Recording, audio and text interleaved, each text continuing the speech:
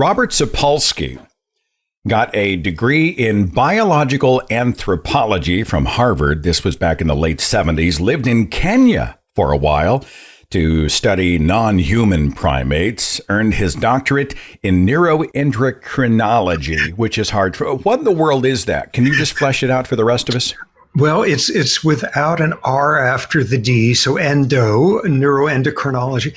It's studying the effects of the brain on hormones in the body and the effects of hormones on the brain. And that could be about, for my money, totally boring stuff like how much urine your kidneys are making, or it could be all about behavior and psychological states and actions. And so, yeah, the body, brain, looping influences there. So you're not a dualist. The brain is the mind is the brain is the body. It's all one. Yep, and there's no little me sitting inside the brain that's made out of stuff other than brain cells. I was taught as I was a believer for decades, a devout Christian, and I was taught to be afraid of people like you. I was, don't listen, because they think you're just a monkey, right? They want to make a monkey out of you, literally. And I spent so long not understanding, but more than that, being afraid. I was afraid to be even around these ideas because I might become infected with evolution. Are some people, from your perspective, more genetically, biologically wired to believe in gods and monsters? You think I might have been more primed genetically to be and stay religious?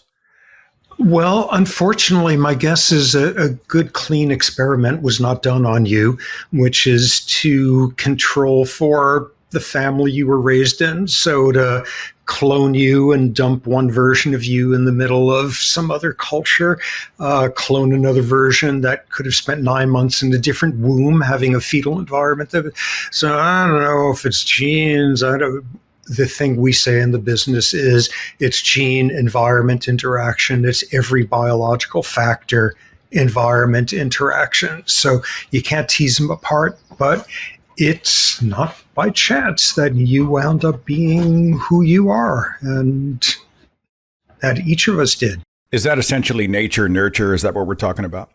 Nah, because you don't really have to choose anymore because each is interacting with the other. You got genes that change how sensitive you are to nurture. You've got, so that at some point, it doesn't make any sense to say, what does this gene do? What does it do in a particular environment? What does this environment do? Depends on your genetic makeup. Dr. John Wathy is a friend of mine. He's a computational neuroscientist. He wrote a book called The Illusion of God's Presence. I'm sure I'm not going to do him justice, but I'm going to try to distill his point that we are born helpless and we require a parental other to provide for our every need. When we get older, according to Dr. Wathy, there are certain things, triggers that cause those same responses in us as adults. And this may explain our desire to look up to a parental other in the heavens or elsewhere. When you hear something like that, is there anything to it? What do you think? Well, I think there's a lot to it. I would frame it much more broadly. We, like all sorts of other primates, don't like risk a whole lot. We don't like ambiguity. We don't like a lack of clarity. We don't like the possibilities that something happens and we will never know why it did. And anxiety makes us more that way. And we have an incredibly powerful human tendency to fill explanatory vacuums with explanations, no matter how dubious. And I think a great example of this is studies. You take subjects and you sit them down and you say, how important is religion in your life? And you get whatever answers you get.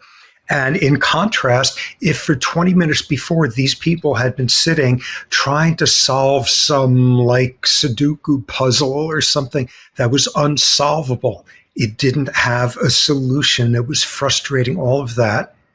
On the average, people afterward rate themselves as being more religious. Uncertainty, novelty, ambiguity brings out a very desperate need in us for explanation, no matter how implausible the explanation is that we latch onto, because it's comforting. I know you've debated the late philosopher Daniel Dennett. He had said something, and I made this note because I really wanted your take. He was talking about religion coming out of an idea. So a lightning strike takes place, and I'm I'm out on the African savannah, and I say, well, it was the tree god that made the strike happen. And so I begin to make that claim. Even those who disagree are talking about it. It becomes part of the milieu, right? It becomes embedded in the cultural conversation. And before you know it, there are shamans and imams or whoever, and they're all talking about, maybe they're preaching about the magical tree, that kind of thing. But he said that religion exists only for itself, like the common cold might exist only for itself. And I tend to think that religion was actually a bonding agent, a tribal bonding agent between non-kin, meaning that it grouped us together even if we weren't direct relatives. It solved problems, it answered questions, filled blanks, alleviated fears. There was more utility. It didn't just exist for itself. I don't know, it's kind of a broad question. Do you have any thoughts about that? Yeah, I completely agree with that interpretation. And religion is a great social glue. Stated in more evolutionary terms, we have evolved to want to pass on as many copies of our own genes as possible. Some of the time we do that by cooperating with kin. Some of the time we do that by cooperating with non-kin under sort of controlled circumstances of reciprocity, all of that. What does religion do? It induces something people in the business call a sense of pseudo-kinship. You feel more related to people than you actually are, and that fosters cooperation, that fosters unity. What that also often fosters is the flip side, pseudo-speciation. The thems are so different from us, they hardly even count as human. And that's a very effective thing. Great evolutionary biologist David Sloan Wilson, who has pushed for a very modern view of evolution playing out on lots of different levels. And he's got this wonderful book, Darwin's Cathedral, where he analyzed the emergence of Calvinist belief in Switzerland, and a whole bunch of little religions were popping up at the time, and analyzed why they happened to be in the right place at the right time and the right sort of belief system to promote pseudo-kinship to a more effective, and they're the ones who won out. And to use an evolutionary metaphor, they drove the neighboring competing new religions into extinction. So yeah, it is a fantastic sort of mechanism for getting people to feel more connected to each other. We've been talking a lot about how I don't think most people attend religious services or are part of a religion itself for reasons of theology. I tend to think they are there for reasons of community. I mean, they own the Bible, but they don't know what's in it. They know it's true, but they don't know what it says, kind of thing. But I think beyond that, it's more of like, I want to belong. I need a group. I need a tribe. Totally agree. And something like that has an upside. There's a long literature showing that religiosity can have some health benefits. And it takes a lot of work to tease out the fact that religious people usually are less likely to be abusing substances. More importantly, religious people typically get a social community, and that in and of itself is a wonderful source of health protection. You see the same benefit for atheists who find humanist groups to feel. So that can have a plus side, that can have a downside, which is all sorts of studies showing. You look at somebody from a religion with some tradition of extremist, violent fundamentalism, like show me a religion that doesn't, and you try to look for the predictors of it.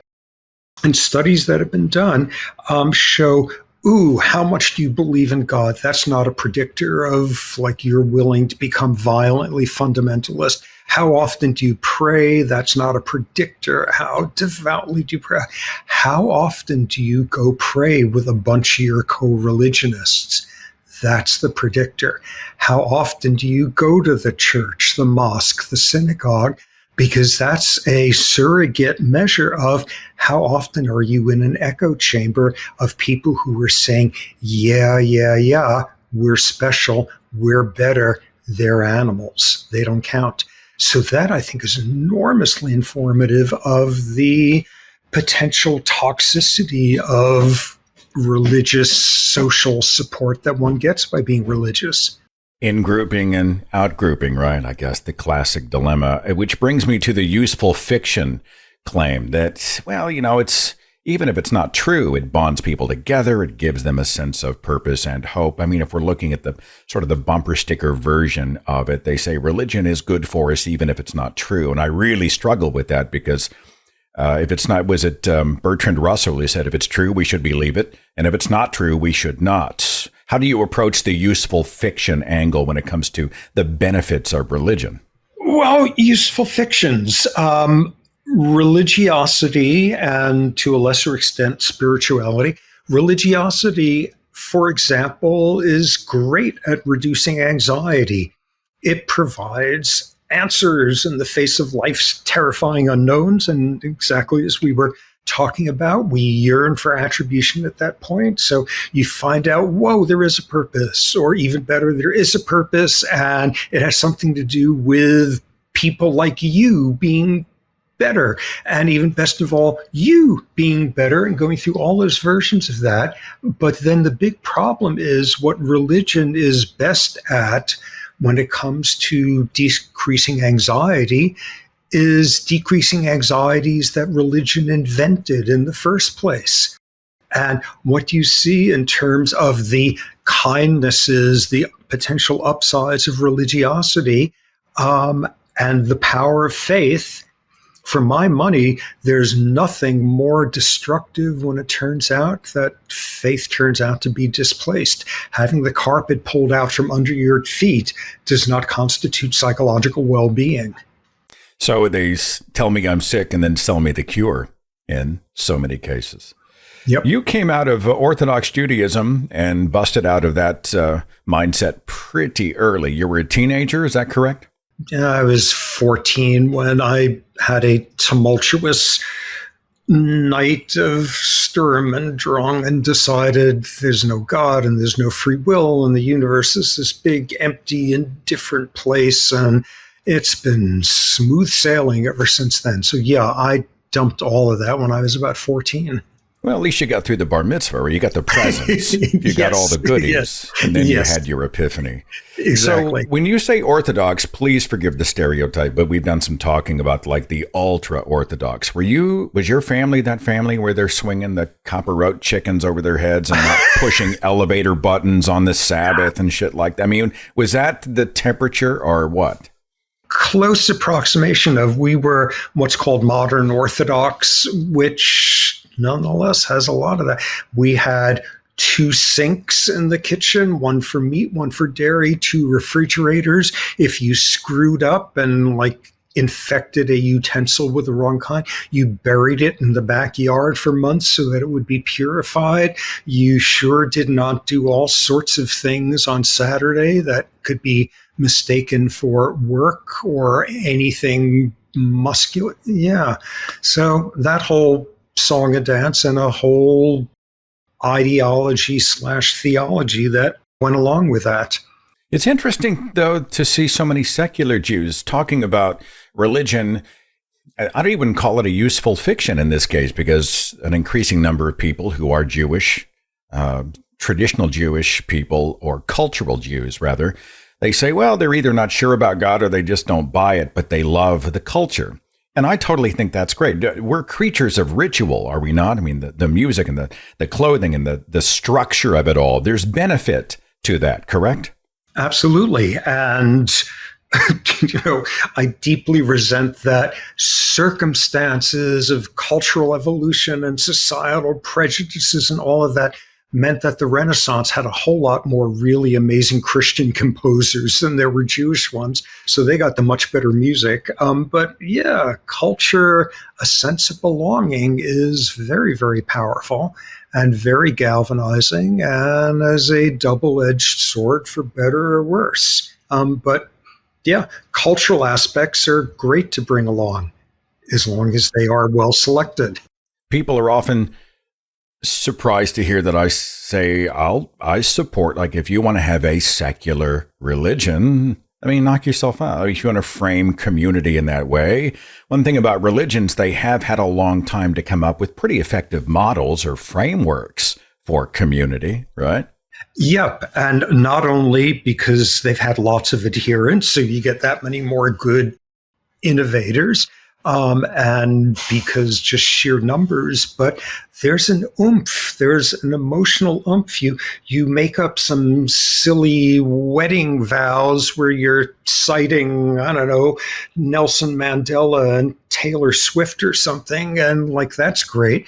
But there's a power knowing that you're doing a ritual that your parents and grandparents and great grandparents all the way back were doing, and maybe even died in some cases for the freedom to do that. All, yeah, time gets a big power to it. Talking here with Dr. Robert Sapolsky. This is a hot button you don't have to answer. I'm just going to toss it out there, okay? So I came out of I used to be that guy. I was the Fox News Christian.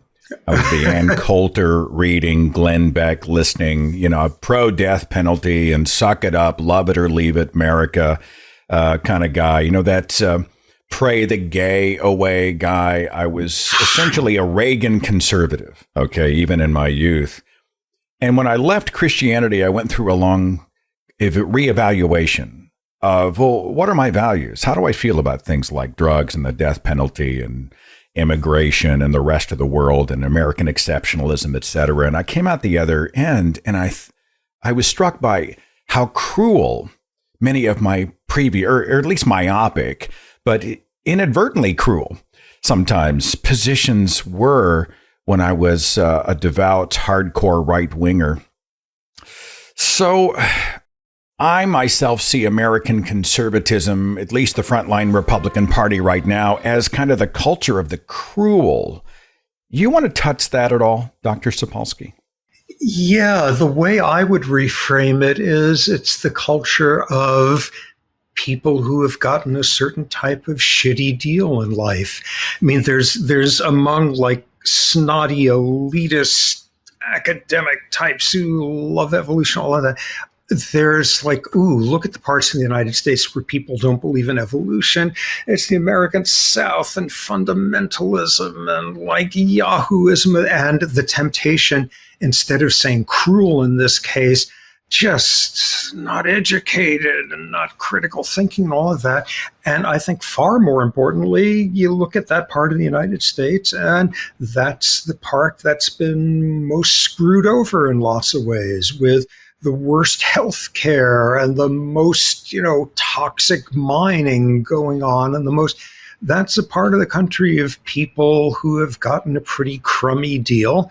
And it's not surprising that an anger at thems is one consequence. It's not surprising that a totally distortive sense that things used to be better when we were the culture that dominated the country comes to the forefront. And it's not at all surprising that a pretty stoic, insular, unempathic version of explaining the unexplainables in life pops out the other side as well. Catherine Stewart, journalist and author, friend of mine, calls it the knowledge economy. There are simply some people who have not benefited from the knowledge economy. Would you phrase it that way then? They just simply haven't been given the resources and they were kind of given a raw deal? Yeah, all the above. Horrible leadership in many circumstances. Although, I don't know, a northern state like Illinois has a proud tradition of sending its governors to prison for horrible leadership. But nonetheless, the American South, the cultural things that got people there led to a certain elevated rate of violence that is endemic to the South, the culture of honor, where the people came from and what their backgrounds were in the British Isles when first being settled, set things up for that. The fact that the South stumbled onto a collectivist type of crop, cotton, which instead of solving it with collectivism, they solved it with slavery, has made that a world that is still trying to recover from its original sin and probably never will.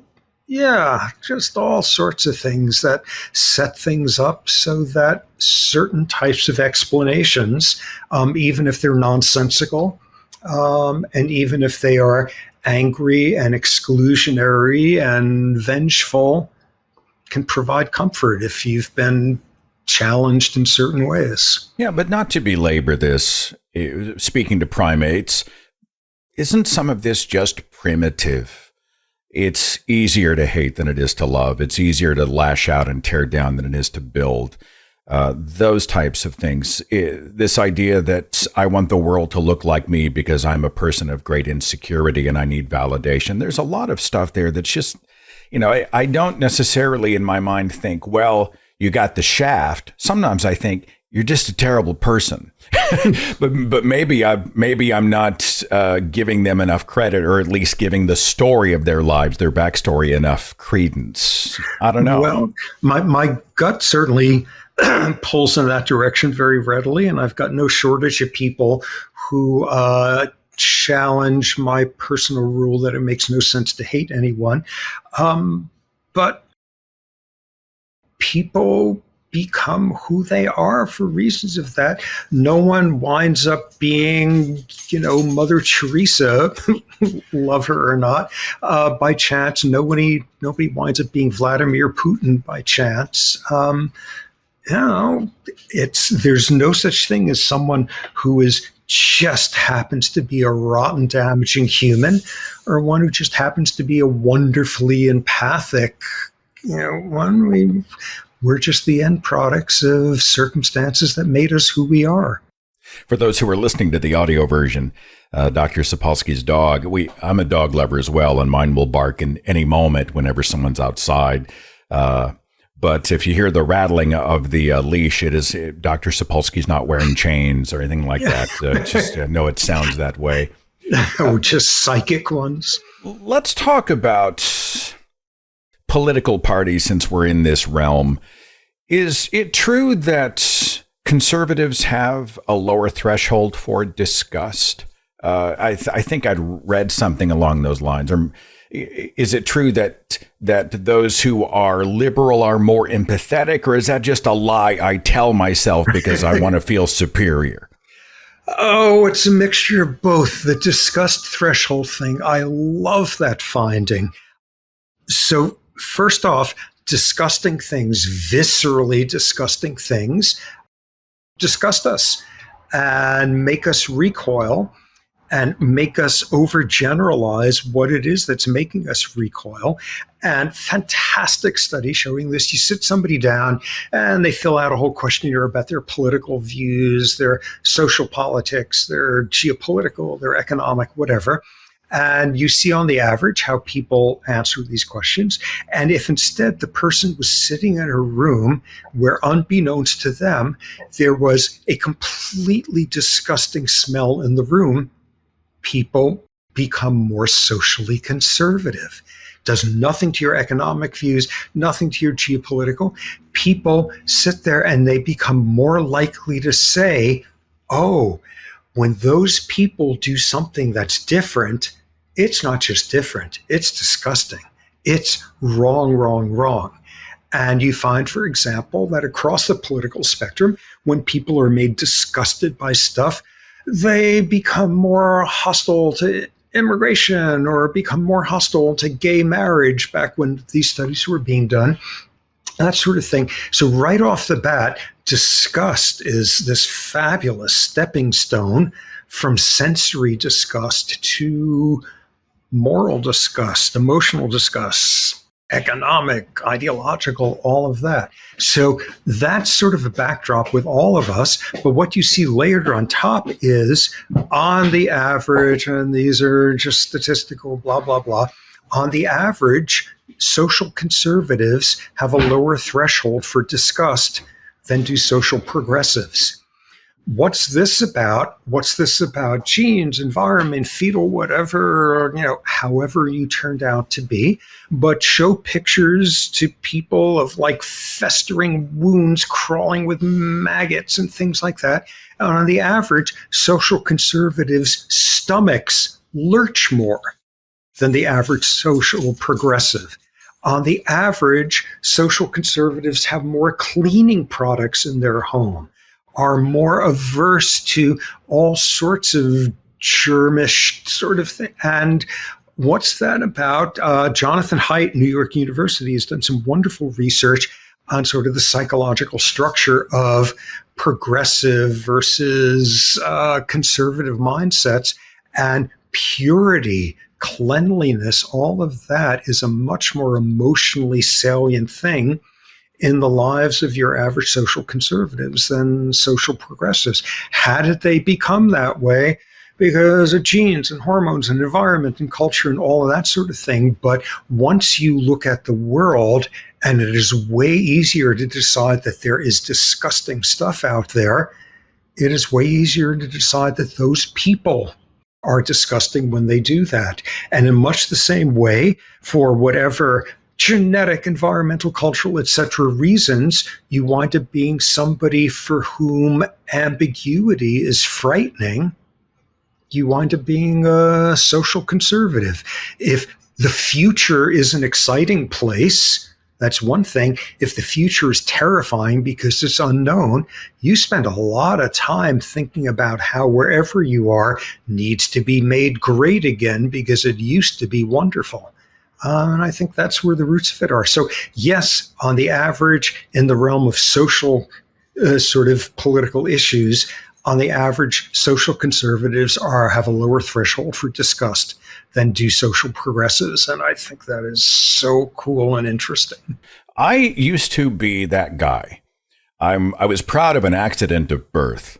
I'm proud to be American, even though it was really out of my hands, and I hadn't even qualified it. Like, where do we land in terms of cost of living and crime rate, and who's the most warlike, and quality of our health care? And I actually wrote about this a few years ago. I was just so absolutely cocooned here in #America. But as I spiraled out of right-wing evangelicalism, I more and more saw myself a citizen of the world. I guess that's kind of common, right? As we see us all, the human primates across the color, culture, across borders. That's common, correct? Yeah, and I think that provides one of the great sort of thought experiments for seeing we're just the end product of stuff that came before that we had no control over. You look at first generation immigrants, one, or you look at people who are just a couple of generations in, my wife, and you see kind of where randomness came in. Her folks got off the boat at Ellis Island, and they had enough money to get on a train that took them all the way out to Iowa until they ran out of money, and they became like commie leftist cattle ranchers. And if they had run out of money sooner, they would have wound up in Philadelphia, or they would have wound up in the Lower East Side, and completely different cultures with that. With my parents and grandparents' generation, if at some juncture some border guard had demanded their identity papers, which had been forged to get out of there or something, they wouldn't have gotten it. And I could have spent my whole life instead growing up thinking that like Vladimir Putin was a cool guy and those Ukrainians are all neo-Nazis who were threatening, just by the randomness of like who got on the boat, which boat didn't sink, who was granted asylum, who inherited the family's wealth, and who was the second son who decided to pick up and try the new world. You wind up having completely different views. If somebody had missed a train connection back when, I would have been like a Putin enthusiast or who knows what. Yeah. you get something like that and you realize it's just the randomness of circumstance, environmental and biological. I'd read that travel is one of the great cures for bigotry. It sounds like a meme. I'm sure it's reductive, but meeting other people, integrating with other cultures, seeing the other as, front and center, eye to eye, face to face, voice to voice, would be, I think, an effective cure for othering people. Yes? No? As long as you're not going there with the intent of missionizing them into being second-class versions of us. And, it doesn't take a whole lot of looking at the history of colonialism to see that that was one big thread of it. But yeah, the more different things you see in the world, the more you realize there's different ways of doing things. And the more you realize that nonetheless, people in general love their kids and get googly-eyed over puppies and like being tickled and the commonalities there. Wonderful work by this historian of science, Frank Sulloway, looking at the last 500 years history of science, scientific controversies. Is the Earth round or not? Do the continents move? Is there evolution? Is phrenology for real? And looking at all of the scientific players in it, doing lots of research on their family histories and stuff, trying to predict who were going to be the intellectual radicals who embraced this new whatever and who would go to their grave saying this couldn't possibly be. And there were a bunch of predictors. If you hated your father, you were going to wind up being an intellectual radical. If you thought he was a great guy, much the opposite. If you were in firstborn, all sorts of other predictors. And along with that was, if you traveled a lot outside your culture while growing up, you were far more likely to wind up being one of the intellectual radicals. You could virtually divide the world of mid-19th century naturalists into the ones who had gone to someplace very exotic versus the ones who left their office in Oxford to go look at the little birdies in the bushes outside, and predicting who embraced evolution and who didn't. So yeah, that's a big predictor. I was at a convention in Toronto years ago, and there was a debate. It was the scientists and the philosophers. And before the first half hour was up, one of the scientists was so frustrated, he crawled on top of the crawled on top of the table, and he was banging his fist at the philosopher. He was so angry.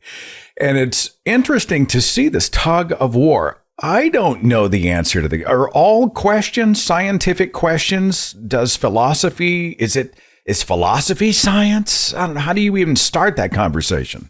Oh, God, I'm going to fall into terrible sort of hegemony here. Everything we do, from our noses twitching to the aesthetics we invent and the cultures we invent, is the product of the brains we carry around. And brains are made of biological yuck. And no matter what type of philosophy you wind up espousing, and the polls show about 90% of philosophers firmly believe in it's both a material world and somehow that's compatible with there being free will and holding people responsible for their actions. For whatever reasons, that's the kind of brain you wound up having, and that's how you got there. So philosophy is yet another manifestation of our lives as biological organisms. You speak a little like a philosopher to me. You've got that kind of storytelling aspect of the philosopher. I don't know if that's an insult or a compliment. Well, reading some of their stuff, I can only be deeply insulted, but I wish there had been more anecdotes along the way there. It was... are all questions scientific questions? Because I tend to lean that direction. Well, depends on what kind of science. I was recently rereading, Stephen Jay Gould had this essay where Gould was agnostic and left-leaning and all of that, paleontologist. And this famous essay that he called, non-overlapping magisteria, in which he made the argument that why can't we all just get along, and like there's room for both science and religion because they're interested in non-overlapping areas of inquiry. And that's totally wonderful if you're the type of scientist where what you care about is like the evolution of snail shells, which is a lot of what Gould did. On the other hand, if you're the kind of scientist who tries to understand the neural basis of violence, or the neural basis of mental illness, or the neural basis of kids getting brain cancers and any of those horrible, those are not non-overlapping areas of inquiry.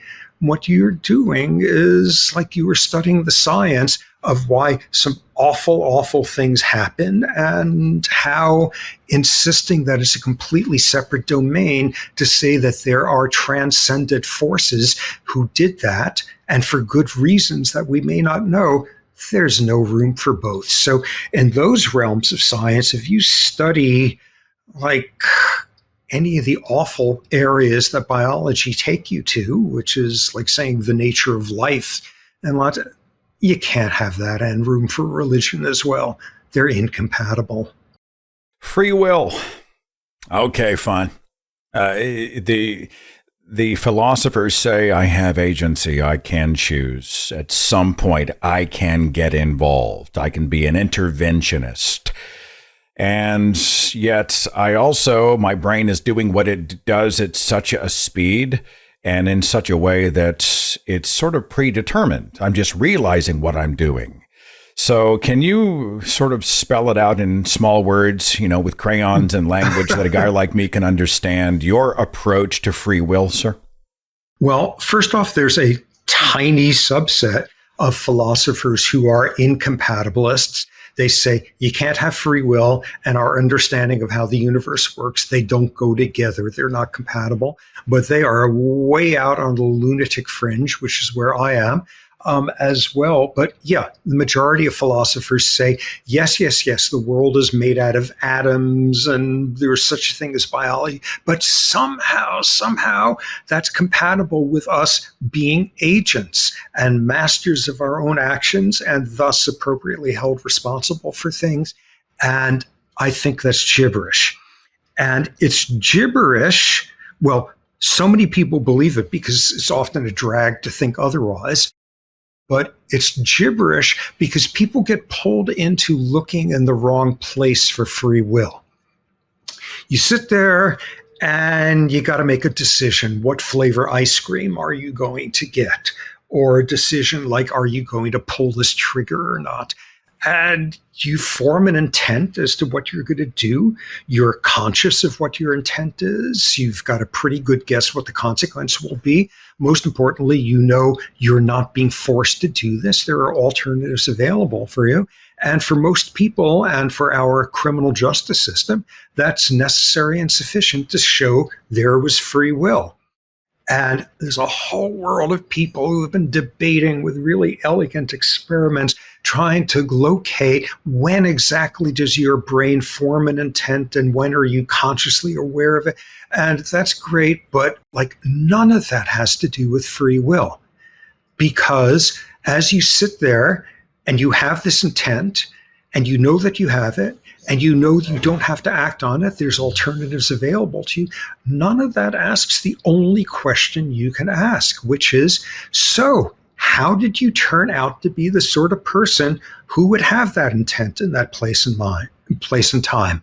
And when you look at how you turned out to be that sort of person, your brain 1 second ago, your hormones this morning, your environment for decades, how you were raised, your fetal stressors, your genes, when you look at that, none of us had any control over how we turned out to be the sort of person who would have the intents that we have, who would have the wishes that we have, who would have the extent of willpower. You can't will yourself to have more willpower. You can't successfully wish for something different than what you wish for. And when you look at sort of the mechanics of how we become who we turned out to be, that's where you see there's no room for free will there.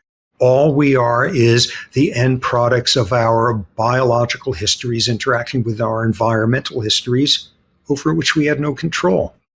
Well, if that's the case, I'll play devil's advocate or apologist, often religious apologist. Then how could you ever chastise or punish the child for stealing the candy out of the store? How could you ever jail a murderer if it was never their choice? Well, this is where we get into some really thin ice, because if you follow through the logical implications of this, blaming and punishing anybody ever as a virtue in and of itself is not only intellectually insupportable, it's ethically insupportable. Likewise, praising and rewarding anybody because that's virtuous to do that makes no sense either, because nobody earned anything. None of us had any control over who we became. None of us are entitled to any more or less consideration than anybody else. And amid that, yeah, punishment and reward can be very good instrumental tools, and that could be very effective at shaping behavior now and then. And certainly some of that goes into child rearing, and some of that goes into every aspect of our behavior. But the notion that any sort of justice is being served when you punish someone for behaviors they had no control over, or reward someone else for behaviors they had no control over, it is just a morally unacceptable world. Oh my God, people have conniptions at this point. You're just going to have murderers running around on the streets? Obviously not. I mean, that was my first. I found myself literally sitting forward going, wait a minute, do we not imprison the person who is a murderer or potential, or, who may murder again, or, for the protections of society? There are so many layers to that onion. But what someone hears on the surface is, well, hey, it wasn't their fault, so whatever. That's not what you're saying.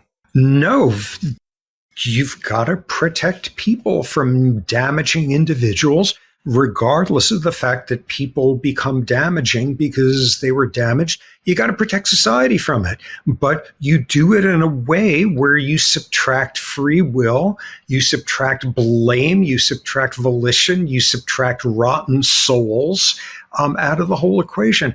Oh my God, that's not so difficult. It's a quarantine model. Someone becomes dangerous, you quarantine them so they can't harm other people. You quarantine them the absolute minimum and not an inch more than that. And you don't moralize at them about how they're a bad person for needing to be quarantined.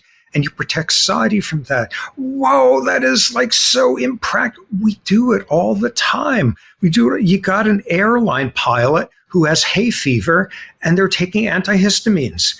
And as a result, they're drowsy. And the law is something like, if you're a pilot and you've taken antihistamines, you can't fly for 3 days because you're dangerous. You got to protect people from drowsy pilots, not because they have rotten souls and want to hurt somebody, but you quarantine them. You can't fly, but you can do whatever else you want. And it's not your fault that you got, sneezing and that. And we do that in all sorts of settings where we can protect society from individuals who are capable of being damaging through no control of their own without invoking culpability. And here's one with a great historical sort of precedent to it. You get some person, middle-aged person, driving along, and from out of nowhere, with no prior history whatsoever, they have a grand mal seizure. And they lose control of the vehicle and they strike and kill someone in the process. And this is totally heartbreaking and tragic, but we do not sit there and say, oh, they evilly decided to have a seizure and lose control of the car. They could have prevented it. No, of course we don't say that.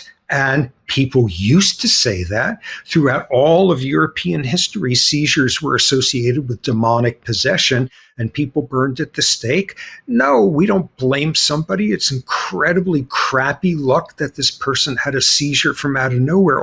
But we got to protect society. We use a quarantine model, and every state in the country has a law. They vary in terms of the length of how long do you need to be seizure free on the right meds in order to be able to drive again. Not because the person is sleeping with Satan, but they got like screwed up potassium channels in their head and it's not their fault, but we got to protect society from them. And we can do that now. And that would have been unthinkable to somebody 400 years ago, where if somebody had a seizure and in the process, flung their arms around and bopped you on the head, obviously they and their buddy Satan were working with intentionality. It would have been inconceivable then to have a mindset of saying, oh, it's a neurological disease. It isn't the person's fault. We need to do more research to know how to prevent it. But we got to make sure they're not driving if there's a chance of them having a seizure. And that's easy for us now. And all we have to do is extrapolate and know that there are things where we're sitting right now and it's intuitively obvious that some people are rotten, mean people and other people are kind and all of that. And people can be who they want to be kind of stuff, to know that 400 years from now or 40 years from now or whatever, we'll be looking back and saying, oh my God, I can't believe they used to think that one's capacity for empathy was a product of free will. Here's the biology of it. And we in our judgments will seem just as primitive as people who were saying epilepsy is a sign of demonic possession. And in those cases, yeah, there's no blame, there's no praise, there's no special treatment, there's no sense of entitlement, there's no such thing as justice being served. But nonetheless, you got to have a society in which dangerous people can't damage people and where you foster people with the capacity to do tough, really useful things and motivate them to do it. I bet your inbox is a fun place. Right now, there are people who've climbed on a table and they're banging their fists on the top toward you right now. I'm just going to let them and you have it out right now.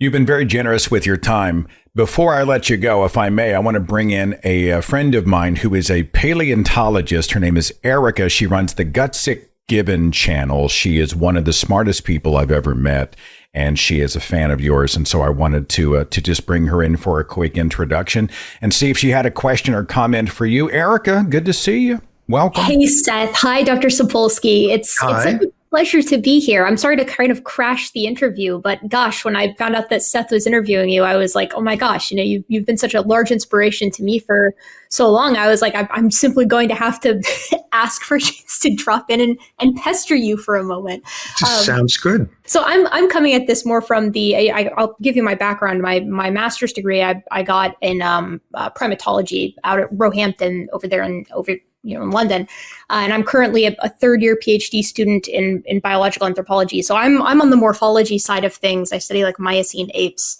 and things of that nature. But I sort of come from the school of behavioral ecology in living primates. So your work on the primatology side of things, I found to be supremely inspiring, and I really enjoyed. I haven't read your book on I believe it's called Determined, but I finished Behave this past Christmas, and I really enjoyed it. So I'm going to sort of ask a question that might not be expected, that's a bit divergent from what you guys have been talking about with the free will stuff. And I'd just like to hear your favorite anecdote throughout the years of your studies regarding some of our closest living relatives. Well, let's see, a number of them. A number were completely disastrous dartings attempting to anesthetize some of the baboons. Probably the most exquisite moment I ever had in my 33 seasons of hanging out with these baboons was one with my wife, who came out and studied the baboons, also did her thesis on them. And we had this incredibly ancient guy in the troop, was the last one from my original population in the late 1970s. I'd always liked him. He was this gentle, old guy. He was a gentle young guy back when. As far as we can tell, he was like probably half blind at that point. The infants hassled him because he was at the back of every progression. We were sure he was going to get picked off by hyenas. And like very, very tentatively, we darted him. We anesthetized him, which is what some of the work was with all the baboons in the troop, and did a workup on him to see how his body was doing. And when he woke up, you put him in a holding cage, and then you open up the door, and every baboon on earth runs out of there barking and threatening and tear-assing out of whatever this. And we did it for him, and he walked out slowly, and he took a few steps, and he sat down, and we did something that breaks all the rules of like field primatology.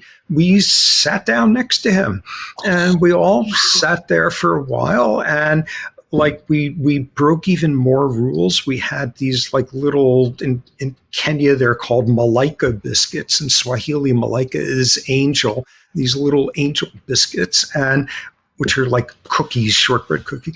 And we gave him a piece, and we had some, and just sitting there like watching the zebras and watching the clouds with this guy who had been around for 20 years from when things started with them.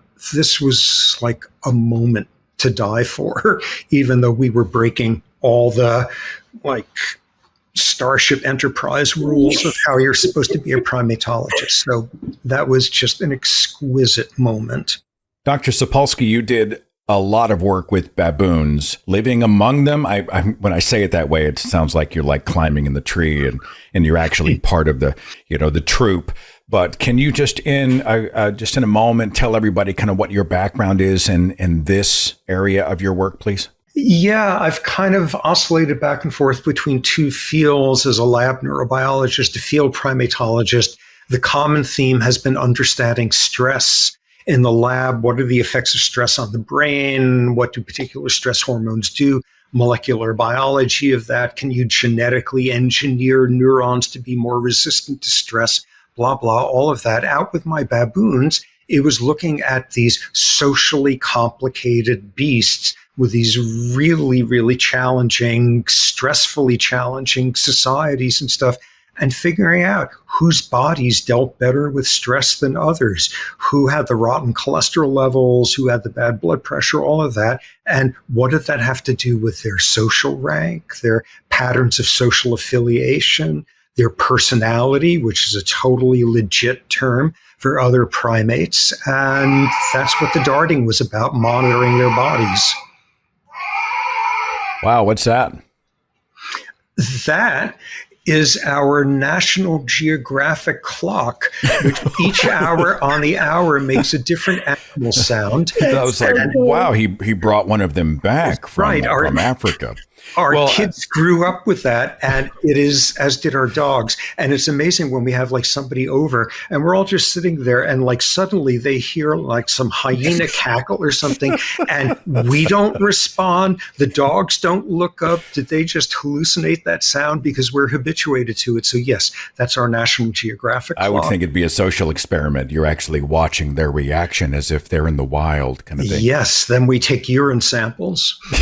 Erica, did you have anything else for Dr. Sapolsky before we call it? I just want to make sure you've got a few minutes with him. No, gosh, no, that was phenomenal to hear. I've done work in Kenya. I go every summer and do and collect fossils over there in West Kenya, kind of off in the Koru region. And it's interesting to hear the softer side of baboons, because for us out there, when the baboons crest the hill and they're curious about you, it's quite intimidating to see a large group of dozens of baboons, especially the males, hearing them coming with that barking sound. I prefer the vervets because they're so much more docile comparatively, although they're really naughty. Dr. Sapolsky, though, wasn't there a story that you had told that you were studying a troop of baboons and they got tuberculosis and you disappeared and left that work for a decade, came back, and there was a noticeable change in their behavior? They were more docile, more cooperative. Did I read that right? Yeah, it was a very rare artificial, unlikely circumstance having to do with the presence of humans, where it wound up half the males in the troop died of tuberculosis. And it wasn't random which half. It was the males who were most aggressive and least socially affiliative. And this left you with a troop that was female dominated and much nicer male baboons left there. And they developed, and this is an okay word to use, they developed a social culture that had much less aggression, much more social affiliation. Males did not displace aggression onto females when they were in a bad mood. And the most amazing thing was, as you said, I gave up on that troop after that and didn't look at them for a decade. But coming back, yeah, they were still like that, but it was new males by then. Male baboons grow up someplace else, leave their home troop at puberty, and transfer into this new one. And over this decade, they were being repopulated by young jerk male baboons who had grown up out in the big, bad, normal baboon world. And they showed up. And somehow it took about 6 months for them to learn, we don't do stuff like that here. And I did a ton of work trying to figure out what was the mechanism for the cultural transmission in them. So that said, nonetheless, they were still scary. I do not love baboons. They're skeevy, backstabbing guys, and that's why they're good for studying psychological stress. But this particular guy was wonderful. When I read the story, I must have read it wrong because I was thinking you had left and there hadn't been direct contact and they all had done philosophy or something. They all sat around they had a meeting and thought, well, let's become more civilized. It is time for us to evolve to a higher echelon of baboon. But that's not what happened. That was kind of a one-off because of human intervention. Go ahead, Erica. I'm so curious because I remember that anecdote as well. And I thought that was so fascinating because, you know, in paleoanthropology, there's this big question, and primatology as well, like, was the common ancestor of humans and chimpanzees more chimp-like or more human-like? And they have these disparate social systems, one being, you know, more female-dominated or co-dominant, and the other being more male-dominated, and they're just separated by this one river. It makes you wonder. I remember reading that and thinking to myself, like, I wonder if something similar happened in the common ancestor of the Pannons, where you got perhaps this more violent, more linear dominance, hierarchy-oriented group of Pannon that, for whatever reason, they see the more aggressive individuals kind of culled from the group, and then they end up with this sort of female structure to it, more co-dominant structure, I guess I should say, to it. But I think that's so fascinating to just mull over. I mean, it's speculative. But. Yeah, that or ecological models where you have very, very dispersed resources. So you can't get big territorial troops. You can't get males dominating a whole bunch of females. Yeah, all sorts of different routes by which you get that. Well, I could just leave you two in a room and probably go on vacation, but I'm going to... I'd hold him captive with conversation. I could just ask him questions all day long. You got to cut me off. I was thinking 45 minutes, but I just couldn't let him go. So we hit the hour mark. By the way, we were talking about his dog. This is Linus. He is a descendant of the wolf. And so he sits with me occasionally when we are doing the hard work of pointing and clicking here. But Eric, it's always good to see you. And Dr. Sapolsky, you are such a good educator and you're such a wonderful communicator, storyteller. I've got your lectures up here this week as I was prepping for the interview, listening again. And I'm just struck by how good a science communicator you are. You know, it's one thing to have the data, which I think there's so much good data, but to have somebody who communicates it in the way that you do, that's just rare. And it's really exceptional. So thank you for your work and thanks for being here. Thank you. Thanks for having me on. Take care. Good luck.